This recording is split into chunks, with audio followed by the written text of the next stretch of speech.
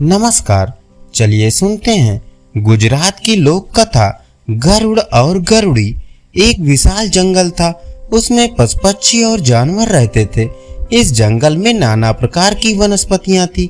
जब वनस्पतियों में फूल आते तब यह जंगल सुगंधित तो उठता, फल भी बहुत आते। पक्षी फल फूल खाकर रहते थे। फिर भी कुछ बड़े प्राणी छोटे प्राणियों को मार कर खाते। यह वन्य न्याय राजा के राज्य में स्थित था, इसलिए मनुष्य यहाँ शिकार करने नहीं आते थे।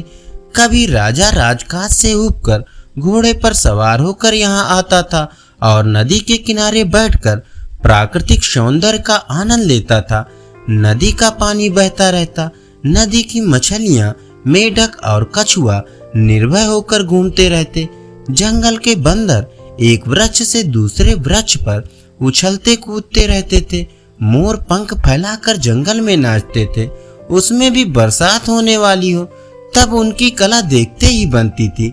पक्षियों का कलरव मधुर लगता। इस जंगल में गरुड़ भी रहते थे। ये गरुड़ सांप और अन्य जीवों को मार कर खाते थे। इस जंगल में जीवों के कम होने पर गरुड़ दूसरे जंगल में चले गए। अब मात्र एक युगल ही बचा था। अभी हाल ही में गरुड़ ने 2 बच्चों को जन्म दिया था।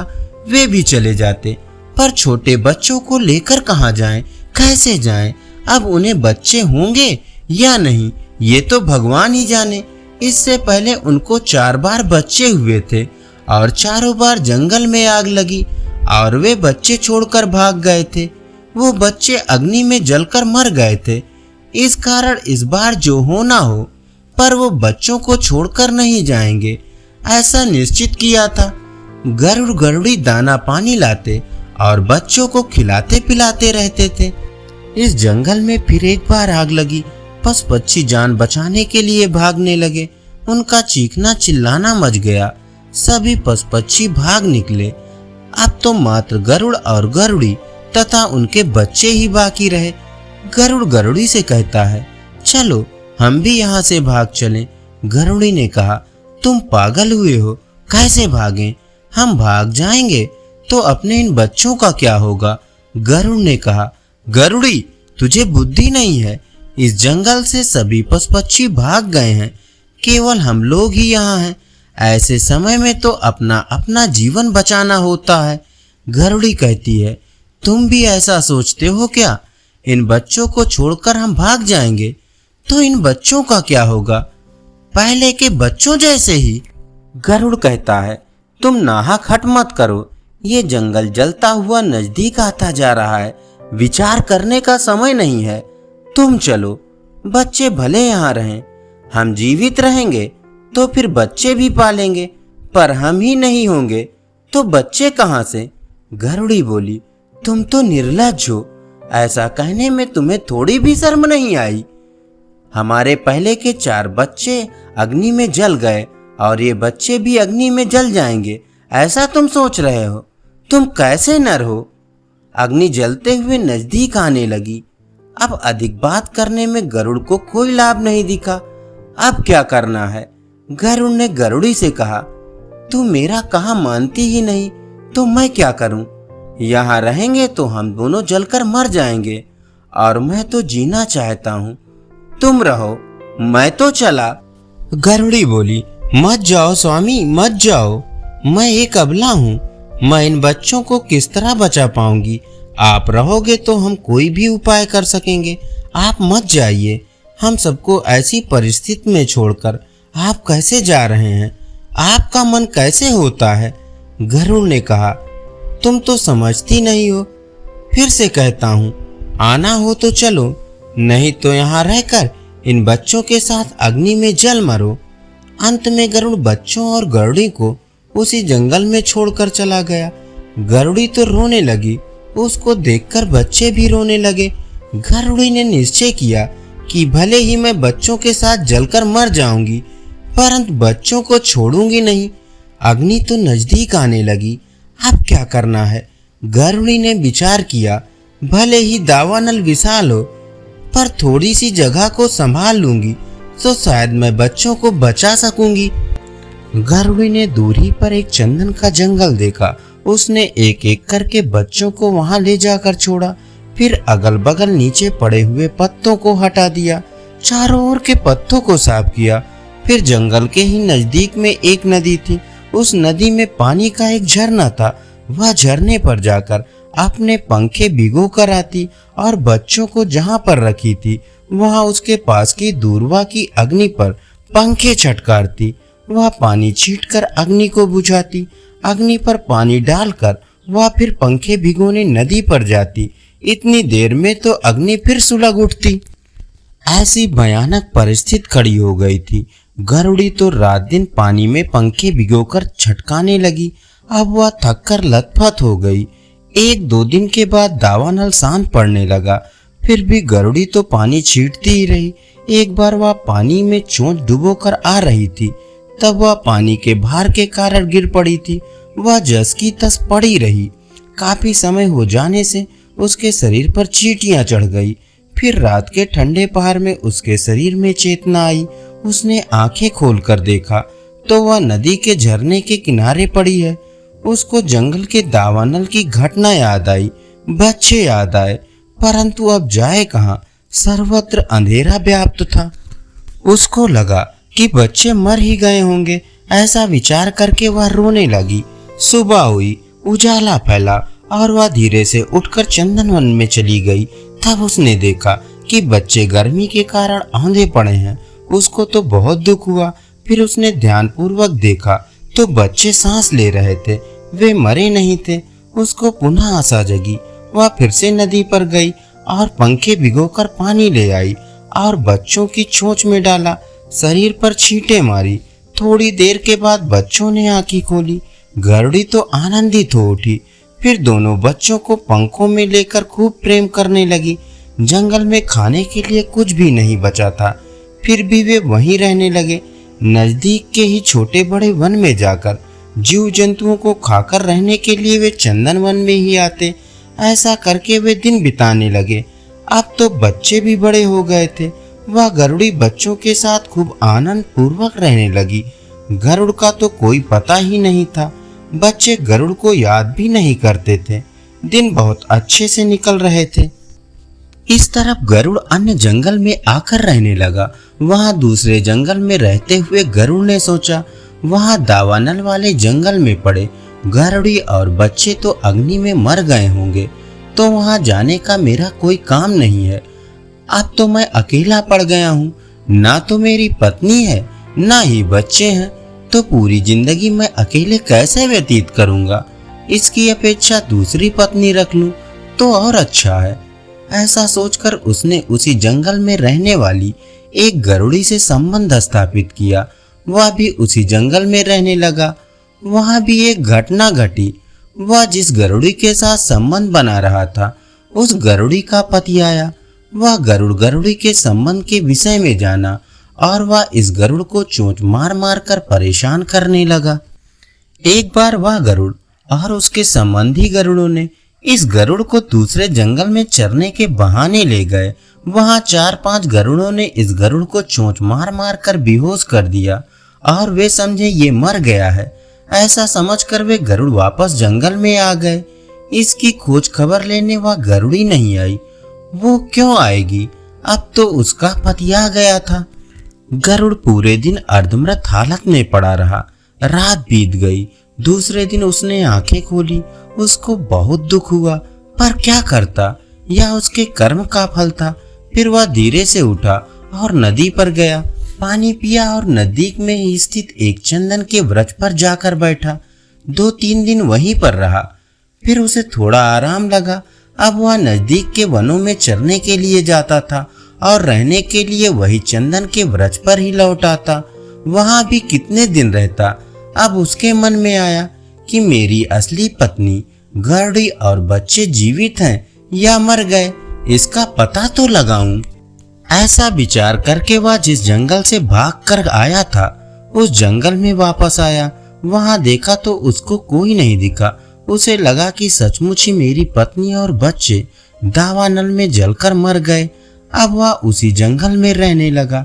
एक दिन ऐसा हुआ कि गरुड़ जंगल में जहाँ चरने के लिए आता था, उसी वन में गरुड़ी बच्चों को लेकर चरने आई। गरुड़ ने गरुड़ी को देखा। उसने गरुड़ी को पहचानने का प्रयत्न किया। ये तो मेरी पत्नी जैसे ही लगती है, परंतु बच्चों को वह नहीं पहचान सका। उसको दुविधा हुई कि यह वही है या कोई अन्य गरुड़ी है। वह चुप ही रहा। तो दूसरी तरफ गरुड़ी ने भी गरुड़ पति को देखा, लेकिन उसे लगा कि गरुड़ तो दूसरे वन में गया था, वो यहाँ कैसे आ सकता है? वह तो वहाँ नई पत्नी के साथ मौज करता होगा। ये तो कोई दूसरा ही गरुड़ होगा। गरुड़ अपने ढंग से चरता था, तो गरुड़ी और बच्चे अपने ढंग से अलग ही रहकर चरने लगे। एक दिन दोपहर को चंदन के वृक्ष के ही खोखल में गरुड़ के बच्चों ने सांप के एक बच्चे को देखा। वो सांप का बच्चा गरुड़ों को देखकर खोखल में छिप गया। गरुड़ के बच्चों ने सांप के बच्चे को खोखल से निकाला और उसे चोंच मार मार कर अधमरा कर दिया। सांप का बच्चा भागा और वहां से भागकर पीपल के वृक्ष पर चढ़ गया। पीपल के वृक्ष पर ही गरुड़ बैठा था। गरुड़ ने सांप को देखा और उसने चोंच मारकर उसे मार डाला। इतनी देर में गरुड़ के बच्चे सांप को खोजते हुए वहां आए। बच्चों ने गरुड़ से कहा, यह हमारा शिकार है, हमें दे दीजिए। गरुड़ ने बच्चों से कहा, इस शिकार को मैं कैसे वापस दे दूं? इसको तो मैंने पकड़ा और मारा है। बच्चे बोले, पर हम शिकार को तो हमने खोजा था, यह हमारे पास से भागकर यहाँ आया है, इसलिए यह शिकार तो हमारा ही कहलाएगा, तो हमें दे दीजिए। गरुड़ बोला, नहीं दूंगा, यह मेरा शिकार है। बच्चे बोले, ऐसे नहीं चलेगा, यह हमारा शिकार है, हमें दे दो। शिकार की खातिर बच्चों और गरुड़ का झगड़ा हुआ। तभी बच्चों को खोजती हुई गरुड़ी वहां आ गई। गरुड़ी ने गरुड़ से कहा, इस शिकार को इन बच्चों ने खोजा है, इसलिए इस शिकार को बच्चों को दे दो। गरुड़ ने कहा, परंतु इस शिकार को मैंने पकड़ा है, तो इन्हें कैसे दे दूं? गरुड़ ने कहा, पर तुम तो नर हो और ये बच्चे हैं, तुम्हें समझना चाहिए। यदि हम बुजुर्ग ही ना समझे तो कैसे चलेगा? गरुड़ ने कहा, मैं नहीं देने वाला, तुम्हें जो करना हो सो करो, पर मैं तो इस शिकार को नहीं दूंगा। गरुड़ी ने कहा, हाय रे, तुम्हें क्या कहना? एक तो बच्चों का पिता गरुड़ इन बच्चों को छोड़कर भाग गया और दूसरी तरफ तुम इनका शिकार नहीं देते। तुम सभी नर एक जैसे ही होते हो। गरुड़ ने पूछा, इनके पिताजी इन्हें छोड़कर कहाँ गए? गरुड़ी ने पूरी बात कह सुनाई। गरुड़ ये बात जानकर बहुत खुश हुआ। उसके मन में आया, ये तो मेरे ही बच्चे हैं और गरुड़ी मेरी पत्नी है। मैं समझता था वो सब मिथ्या निकला। ये सब दावानल में मरे नहीं, जीवित ही हैं। फिर गरुड़ ने कहा, तुम्हारा पति तो मैं ही हूँ।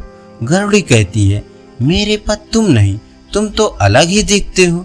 गरुड़ गरुड़ी की बातें चल रही थी, तब बच्चे शिकार लेकर भाग गए। फिर गरुड़ ने अपनी सब बातें गरुड़ी को कह सुनाई। उसको सुनकर गरुड़ी बोली, भले पहले के तुम मेरे पति होगे, पर अब मेरे पति नहीं रहे। यदि तुम मेरे पति ही होते तो दावानल में हमें छोड़कर नहीं भागे होते। तुम मेरे पति नहीं और इन बच्चों के पिताजी भी नहीं। तुम्हारे और हमारे बीच कोई रिश्ता नहीं है। फिर गरुड़ी बच्चों को लेकर वहां से निकल गई और चंदनवन वापस आ गई। गरुड़ वहां से आकर उसके पास ही थोड़ी दूरी पर रात को रहा। सुबह फिर वह गरुड़ी के पास गया। बच्चे इधर उधर चरते हुए खेल रहे थे। वो बच्चों के पास जाकर लाड प्यार करने लगा। बच्चे गरुड़ को देखकर दूर भागने लगे। गरुड़ी ने कहा, तुम्हें यहाँ आने की जरूरत नहीं है, तुम मेरे पति नहीं हो। गरुड़ ने कहा, मैं ही तेरा पति हूँ, तू क्यों नहीं समझती? गरुड़ वहां पास में जा जाकर गरुड़ी को फुसलाने लगा, लेकिन गरुड़ी उसको स्वीकारती ही नहीं थी। बाद में गरुड़ ने कहा, भले तुम मुझको स्वीकार ना करो, अपने घर में ना रखो, परंतु मेरे बच्चे तो दे दो। गरुड़ी गरुड़ की मांग सुनकर बहुत खींच गई। तुम्हारे बच्चे हैं, तुम्हारे बच्चे होते तो तुम उन्हें छोड़कर भाग नहीं गए होते। उन्हें किस तरह से बचाया है वह मुझको ही पता है, या तो सूर्यचंद्र उसके साक्षी हैं। गरुड़ ने कहा, तुम चाहे जो करो, परंतु मेरे बच्चों को मुझे सौंप दो। गरुड़ी उसको बच्चे नहीं देती है। गरुड़ बोला, तुम मुझे मेरे बच्चों को नहीं दोगी तो मैं राजा के पास न्याय के लिए जाऊंगा। गरुड़ी ने कहा, तुम चाहे जिस राजा के पास जाओ और चाहे जो करो, परंतु मैं तो बच्चों को नहीं दूंगी तो नहीं दूंगी। फिर तो गरुड़ राजा की नगरी में जाकर न्यायी राजा से मिला और पत्नी और बच्चों से जुड़ी सभी बातें कह सुनाई। न्यायी राजा ने कहा, गरुड़, तुम कल गरुड़ी और बच्चों को लेकर दरबार में आना। गरुड़ फिर से चंदन वन में आया और गरुड़ी से बोला, तुझको कल बच्चों के साथ न्यायी राजा ने दरबार में बुलाया है। गरुड़ी बोली, कोई बात नहीं, मैं कल बच्चों को लेकर दरबार में आऊंगी, राजा के आदेश का अनादर नहीं करूंगी।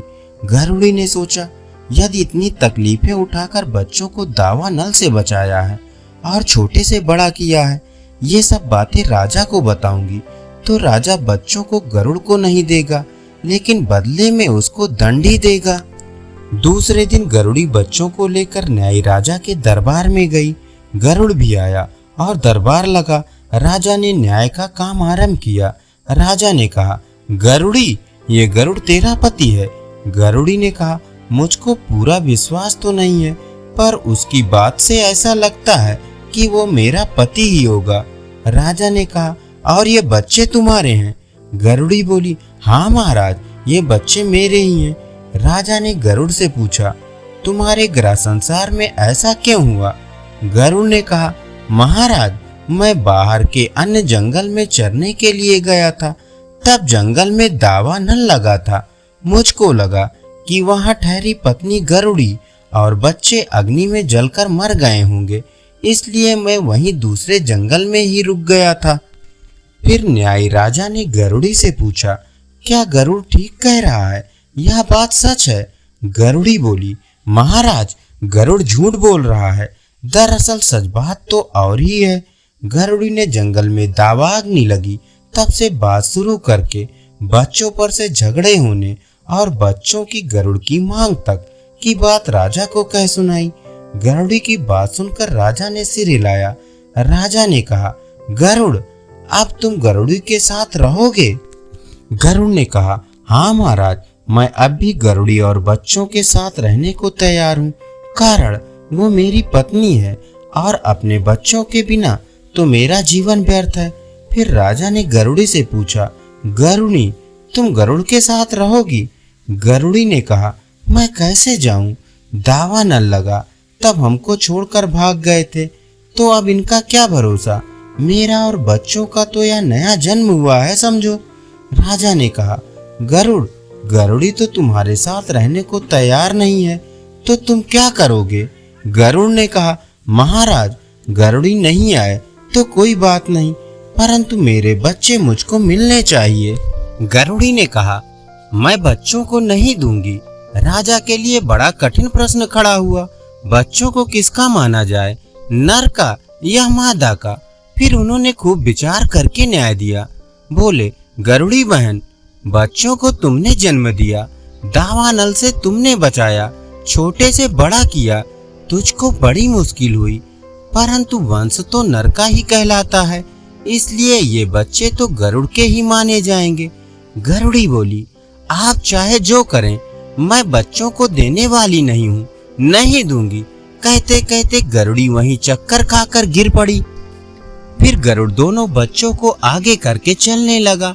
बच्चे तो माता माता कहकर खूब रोने लगे, परंतु उनकी माता उन्हें बचाने के लिए कहां से आ पाती। फिर तो गरुड़ी किसी तरह से उठकर वहां से निकली और साकरी नदी पर आकर बच्चों के लिए खूब विलाप करने लगी। वह विलाप करते करते ही नदी के किनारे निर्झर था, वहां तड़प तड़प कर मर गई। गर्मी के दिन थे, धूप तेज थी, उसका शरीर सूख कर चमड़ा हो गया। अब आगे कहानी सुनिए। न्यायी राजा के राज्य में ही एक बढ़ई रहता था। उस बढ़ई की पत्नी मासिक धर्म में आई। 5-7 दिन के बाद उसने माथे से स्नान किया और स्वच्छ हुई। उसको 2 दिन हुए और वह दोपहर को साकरी नदी के किनारे निर्झर पर पानी लेने गई। वहां उसने गरुड़ी के सूखे शरीर को देखा। उसको लगा कि ये क्या है, यह जानने की इच्छा हुई। उसने एक लकड़ी ली और लकड़ी से उस शरीर को वहां से खिसकाया। उस मृत शरीर से उड़ रही वाष्प बढ़ई के स्त्री के नाक और मुंह में गई। फिर उसने घड़ा मांजा और पानी भरकर घर आई। कई दिन बीतने पर बढ़ई की स्त्री का गर्भ ठहरा। 9 मास और 9 दिन पूरे होने पर बढ़ई की पत्नी ने एक बालिका को जन्म दिया। अब बढ़ई की लड़की बड़ी होने लगी। महीने वर्ष बीते, लड़की बालिका से किशोरी हुई, तरुणी बन गई। वह बढ़ई की पत्नी को गृहकार्य में मदद करने लगी। वह लकड़ी लाती, पानी भरती, रसोई बनाती और घर के काम करती। न्याय राजा के 7 घोड़ियां थी। जो घोड़े थे वो तो उसने सैन्य को सवारी या लड़ने के लिए दे दिए थे। उस नगरी में केवल बढ़ई के पास ही एक घोड़ा था। राजा की घोड़ियां बढ़ई के घर के आसपास चरने के लिए आती थी। बढ़ई का घोड़ा भी उन्हीं में जाकर चरता था। घोड़ियां मासिक धर्म में आई। घोड़े ने घोड़ियों के साथ संबंध स्थापित किया। अब घोड़ियों का गर्भ ठहरा। वह गर्भ विकसित होने लगा। गर्भ का पूर्ण विकास हुआ और घोड़ियों ने बछेड़े को जन्म दिया। राजा ने जाना कि घोड़ियों ने बछेड़े को जन्म दिया है तो वह बहुत खुश हुआ। एक दिन बढ़ई के बाड़े में घोड़ियां बछेड़ों के साथ चर रही थी। उसमें बढ़ई का घोड़ा भी जाकर चरने लगा। उसको बढ़ई की लड़की ने देखा। वह बहुत खुश हो गई। लड़की ने बढ़ई को बुलाया और घोड़ी तथा बछेड़े को दिखाकर कहने लगी कि ये बछेड़े किसके हैं। बढ़ई बोला, बेटा ये घोड़ियां और बछेड़े तो राजा के हैं। लड़की बोली, परंतु यह घोड़ा तो अपना है। बढ़ई बोला, हाँ बेटा यह घोड़ा तो अपना है। अपने घोड़े ने घोड़ियों के साथ संबंध किया, इसलिए तो घोड़ियों का गर्भ ठहरा और ये बछेड़े जन्मे। लड़की ने कहा, तो ये बछेड़े अपने ही गिने जाएंगे। बढ़ई बोला, है तो ऐसा ही, अपने घोड़े की वंशज, इसलिए ये बछेड़े अपने हैं। परंतु जाने दे, अब राजा की क्या बात करना, बड़े लोगों की बड़ी बात, हम छोटे मुंह से बड़ी बात क्या करेंगे। लड़की बोली, लेकिन पिताजी हम कहाँ बड़ी बात कर रहे हैं, जिसका वंश उसके बालक। लड़की खुश हो गई। वह बछेड़ों और घोड़े को हाँक लाई और तबेले में बंद कर दिया। सांझ को घोड़ियां राजा के घर आई। वे बछेड़ों के बिना थी। बछेड़ों के लिए तूफान मचाने लगी। घोड़े की रखवाली करने वाला बछेड़ों की खोज में निकला। उसने देखा कि बछेड़े बढ़ई की घुड़साल में बंद हैं। वह बढ़ई के घर गया और कहा, बढ़ई इन बछेड़ों को छोड़ दो, ये राजा के बछेड़े हैं। बढ़ई बछेड़ों को बंद किए हुए तबेले का दरवाजा खोलने गया, लेकिन लड़की ने उसको रोका, नहीं ये राजा के नहीं है, फिर क्यों देना है। बढ़ई लड़की को समझाता है पर वो नहीं मानती और बछेड़ों को नहीं देती। बढ़ई ने कहा, बेटा राजा के आदमी बछेड़े लेने के लिए आए हैं तो दे देते हैं। लड़की ने कहा, परंतु क्यों देना, ये अपने घोड़े के वंश हैं, राजा को इन्हें नहीं देना है। राजा के नौकर ने घर जाकर पूरी बात राजा से कही। अब राजा ने बढ़ई को बुलवाया। राजा ने कहा, बढ़ई आपने तबेले में मेरे बछेड़ों को बंद किया है, उन्हें क्यों नहीं छोड़ता। बढ़ई ने कहा, महाराज उन बछेड़ों को तो मेरी लड़की ने बंद किया है, उसको पसंद है इसलिए रखा है। राजा ने कहा, लेकिन वे बछेड़े तो मेरे हैं, ये तो तुम्हें पता ही है, तुम्हें बछेड़ों को छोड़ देना पड़ेगा। बढ़ई बोला, उस पागल लड़की को मैंने कितनी बार समझाया है पर वह समझने के लिए तैयार ही नहीं होती।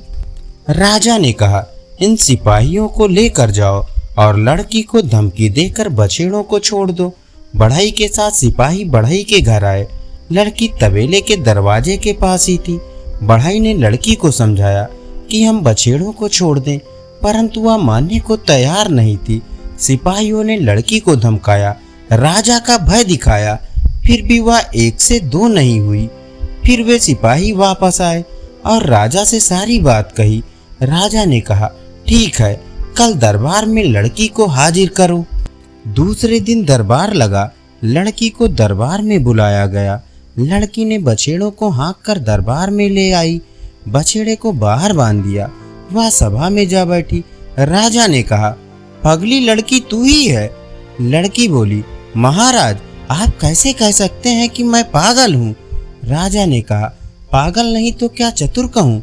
राजा के बछेड़ों को अपने घर में बांध रखा है, उन्हें लेने गए तो दिया भी नहीं। लड़की ने कहा, बछेड़े मुझको अच्छे लगे, पसंद आए और मैंने बांध लिया, उसमें क्या हो गया। राजा ने कहा, लेकिन बछेड़े तो मेरे थे, तुझको नहीं मालूम। लड़की ने कहा, महाराज आप यह क्या कह रहे हैं, ये बछेड़े तो हमारे हैं, इसलिए तो मैंने अपने तबेले में बांध रखा था। अब राजा को लड़की पर क्रोध आया। राजा ने कहा, लड़की तेरा दिमाग तो ठीक है ना, बछेड़े मेरे हैं और तू मेरे साथ कैसे बातें कर रही है। लड़की बोली, महाराज मैं सच बात कर रही हूँ, ये बछेड़े हमारे हैं। राजा ने कहा, लड़की तू तो बिल्कुल पागल निकली, इन बछेड़ों को मेरी घोड़ियों ने जन्म दिया है, तो तेरे बछेड़े कैसे हुए। लड़की ने कहा, महाराज भले आपकी घोड़ियों ने जन्म दिया होगा, पर वंश तो हमारे हैं ना, हमारे घोड़े द्वारा इन घोड़ियों ने गर्भ धारण किया है, इसलिए वंश तो हमारा हुआ, मतलब बछेड़े भी हमारे हुए। राजा ने कहा, लड़की तू क्या कह रही है, संसार में ऐसा कहीं होता है, घोड़ी के साथ जो घोड़ा संबंध स्थापित करे उससे घोड़े के मालिक के बछेड़े हो जाएंगे। लड़की ने कहा, वाह रे न्यायी राजा, आपका अभिनंदन है, आपका न्याय भी कदम कदम पर बदलता है, कभी कैसा न्याय कभी कैसा। इस तरह के न्याय का पशुपक्षियों को पता होता तो वे यहाँ नहीं रहते। राजा ने कहा, लड़की तुझको क्या हुआ, तुझे कहाँ अन्याय हुआ है। लड़की बोली, महाराज याद कीजिए, आज से 15 वर्ष पहले की बात है, यहाँ राज दरबार में बच्चे नर के या मादा के ऐसा ही झगड़ा लेकर गरुड़ गरुड़ी आपके पास न्याय लेने आए थे, उन्हें आपने क्या न्याय दिया था। राजा याद करने लगा और उसे सहसा याद आ गया। लड़की ने कहा, महाराज उस गरुड़ी ने अपने बच्चों को कैसे बड़ा किया होगा, या तो वही जाने। दावा न लगा था जब गरुड़ बच्चों को बचाने के बदले उन्हें वहीं छोड़कर भाग गया था, फिर बच्चे मेरे हैं कहकर गरुड़ी से मांगा, परंतु गरुड़ी ने बच्चे नहीं दिए। उन बच्चों को लेने के लिए वह गरुड़ आपके पास न्याय मांगने आया। उनकी बातें सुनकर आपने न्याय किया कि वंश नर का कहलाता है, इसलिए बच्चे गरुड़ के हैं। आपने बच्चों को गरुड़ को सौंप दिया। बेचारी गरुड़ी की क्या हालत हुई, वह तो बच्चों के बिना तड़प तड़प कर मर गई। राजा को गरुड़ गरुड़ी की सब बातें याद आ गई, इसलिए वह शांत ही रहा। लड़की ने कहा, महाराज सच बात है ना। राजा बोला, हाँ बेटी तेरी बात सच है। लड़की ने कहा, महाराज अब बोलिए, ये बछेड़े किसके हैं, हमारे ही हैं ना, हमारे घोड़े के वंश हैं, इसलिए हमारे ही कहलाएंगे। राजा बोले, हाँ ऐसा ही है। लड़की राजा के दरबार से निकली और बछेड़ों को खदेड़कर वापस अपने घर ले गई। राजा लड़की और बछेड़ों को देखता ही रह गया। राजा विचार करने लगा, लड़की बहुत होशियार निकली, मुझे पराजित करके न्याय प्राप्त कर लिया। कुछ दिन बीते और राजा ने सिपाहियों को भेजकर बढ़ई को बुलवाया। राजा ने बढ़ई से कहा, बढ़ई मुझको एक मंदिर बनवाना है। बढ़ई बोला, हाँ महाराज हम बना देंगे। राजा ने बोला, हम सब जिस तरह से मंदिर बनाते हैं उस तरह से यह मंदिर नहीं बनाना है। बढ़ई इस मंदिर में पहले सोने का कलश रखना है, फिर मंदिर का स्तंभ खड़ा करना है। बढ़ई तो राजा की बात सुनकर चुप ही हो गया। बढ़ई राज दरबार से घर आया, उसने काम धाम छोड़ दिया, वह विचारों में ही खोया रहता। बढ़ई की पत्नी ने उसको कहा, स्वामी तुमको क्या हो गया है। बढ़ई ने कहा, कुछ नहीं, मैं तो अच्छा ही हूँ। लड़की भी बढ़ई से पूछने लगी, लेकिन बढ़ई कुछ नहीं बोला। वह खाना खाने के लिए बुलाने पर भी खाने नहीं आता। उसको चिंता होने लगी, क्या करना है। बढ़ई की पत्नी और लड़की उससे कहती, जो बात हो उसे हमसे कहिए तो सही, उसका कोई उपाय निकलेगा। फिर एक दिन बढ़ई ने पत्नी और लड़की से राज दरबार में राजा की कहीं मंदिर बनाने की बात कह सुनाई। उस बात को सुनकर बढ़ई की पत्नी को भी चिंता होने लगी, लेकिन बढ़ई की लड़की तो आनंदित हो गई। लड़की ने बढ़ई से कहा, पिताजी आप क्यों चिंता कर रहे हैं? उसका हल तो हम निकालेंगे, चिंता करना छोड़ दीजिए। फिर भी बढ़ई और उसकी पत्नी तो चिंता में ही रहने लगे।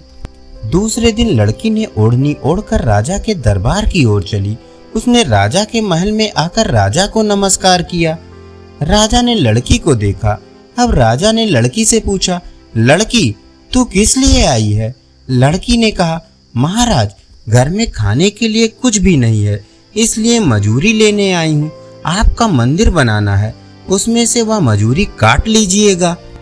राजा ने कहा, कोई बात नहीं, तुम मजूरी में क्या लेगी? पैसा दूं, अनाज या दलहन, क्या दूं? लड़की ने कहा, महाराज अनाज ही दे दीजिए। राजा बोला, अनाज में क्या लोगी? कोदों, सांवा, धान, ज्वार, बाजरा क्या लोगी? लड़की ने कहा, महाराज सांवा की ही मजूरी दीजिए। राजा ने नौकर को बुलाया और कहा, इस लड़की को सांवा की मजूरी एक मपना भर कर दे दो। नौकर लड़की को लेकर गोदाम में आया। वहां लड़की ने मजूरी लेने के लिए ओढ़नी फैलाई। नौकर ने तगाड़े में सांवा निकालकर मजूरी देने के लिए मपना ले आया और भरने लगा। तब लड़की ने नौकर से कहा, मुझको मजूरी तुम देने वाले हो? नौकर ने कहा, तो कौन राजा देंगे? लड़की ने कहा, मैं तो तुम्हारे हाथ की मजूरी नहीं लूंगी, राजा अपने हाथ से मजूरी देंगे तो ही लूंगी। नौकर ने बहुत समझाया कि राजा तो किसी को अपने हाथ से मजूरी नहीं देते, हम नौकरों को ही देने के लिए कहते हैं। ये सब काम तो हमको ही करना पड़ता है, इसलिए तो हम नौकर हैं। लेकिन लड़की नहीं मानी। उसने तो हठ ही पकड़ लिया कि तुम चाहे जो करो, पर मैं राजा के हाथ से ही मजूरी लूंगी। फिर नौकर जाकर राजा से बात करता है कि लड़की मेरे हाथ से मजूरी नहीं ले रही है, वो तो आपके हाथ से ही मजूरी लेने को कहती है। राजा ने कहा, ठीक है, उसे मेरे हाथ से मजूरी चाहिए तो मैं उसको मजूरी दूंगा। फिर राजा आया और सांवा से मपना भरकर लड़की की ओढ़नी में खाली करने गया। लड़की ने तभी बीच में हाथ करके मजदूरी देने से रोका। फिर बोली, महाराज मपने में ठीक ऊपर तक सांवा नहीं भरा है। राजा ने मपना खाली करके फिर से भरा और ओढ़नी में खाली करने को तैयार हुआ। तब फिर लड़की ने हाथ से रोका और बोली, महाराज मपना ऊपर तक ठीक से भर गया है, परंतु अब भरने की पद्धति बदलनी पड़ेगी। राजा ने पूछा, कैसी पद्धति? लड़की ने कहा, महाराज पहले मपने का ऊपरी भाग भरना चाहिए, फिर मपने का निचला भाग भरना चाहिए। ऐसा काम नौकर से नहीं होता, इसलिए तो मुझे आपको बुलाना पड़ा है। राजा ने कहा, तेरा बाप ऐसा करता है? लड़की, तू पगला गई है? कहीं ऐसा देखा है कि पहले मपना का ऊपरी भाग आए फिर मपने में अनाज भरता हो? लड़की ने कहा, सब हो सकता है, आपको ऐसा करना नहीं है तो बहाना क्यों कर रहे हैं? राजा बोले, लड़की ऐसा कभी नहीं होता। लड़की ने कहा, महाराज हो सकता है, ऐसा क्यों नहीं हो सकता? महाराज यह तरीका तो आपने ही खोजा है और आपसे यह नहीं हो सकता, ऐसा कैसे हो सकता है? राजा ने कहा, कैसा तरीका, मैंने क्या किया? लड़की ने कहा, महाराज मेरे पिताजी बढ़ई हैं, उनसे आपको मंदिर बनवाना है, लेकिन आपने उनसे कहा है कि मंदिर पर कलश पहले रखना है, बाद में मंदिर का पाया बनाना है। महाराज दुनिया में ऐसा कभी हुआ है? राजा हंस पड़ा। उसने लड़की से कहा, लड़की तू सच्ची बात करती है, तू जीत गई और मैं हारा। अब तू जा, अपने पिता बढ़ई को कहना कि वो चिंता नहीं करें। उसकी लड़की बहुत होशियार है, उसने राजा के सभी कूट हल कर दिए हैं। लड़की ने घर आकर राजा से मांगी मजूरी वाली सभी बात अपने माता पिता को कह सुनाई। वे सब बहुत खुश हुए। धन्यवाद। अभी आप सुन रहे थे लोक कथा गरुड़ और गरुड़ी की कथा।